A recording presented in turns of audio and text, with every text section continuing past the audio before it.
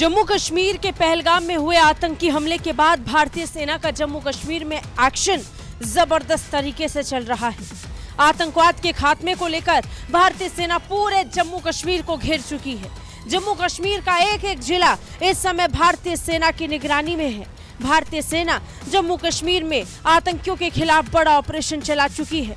आतंकी गतिविधियों को रोकने के लिए और इसमें शामिल आतंकियों तक पहुंचने के लिए सेना ने इस बार डोडा को अपने घेरे में ले लिया है। डोडा के 12 से ज्यादा अलग अलग ठिकानों पे इस समय छापेमारी हो रही है। हर घर, हर ठिकाने, हर झोपड़ी को खंगाला जा रहा है। हर स्तर पर जाकर आतंकियों के छुपने की हर एक जगह को लोकेट किया जा रहा है। कोशिश यही है कि जहां आतंकी छिप सकते हैं हर उस इलाके तक, हर उस ठिकाने तक पहुंचा जाए। नतीजन इस बार आतंकियों तक पहुंचने के लिए भारतीय सेना ने डोडा की निशानदेही की है। इससे पहले सेना का ऑपरेशन अनंतनाग, बारामूला और पुलवामा में तेज रहा और अब डोडा में भारतीय सेना की शक्ति बढ़ गई है। जानकारी के मुताबिक भारतीय सेना ने जम्मू कश्मीर में 12 से ज्यादा ठिकानों पर छापेमारी शुरू कर दी है। ये छापेमारी जम्मू कश्मीर में सक्रिय आतंकवादियों के घरों पर की गई है।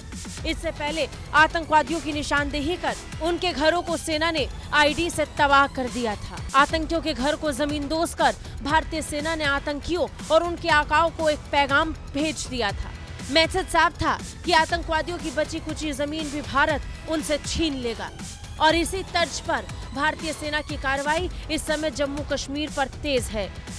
ताजा जानकारी के मुताबिक पहलगाम आतंकी हमले के बाद पाकिस्तान की हिमाकत जहां लगातार जारी है, वहीं दूसरी तरफ जम्मू कश्मीर में भारतीय सेना का ऑपरेशन अब और तेज हो रहा है।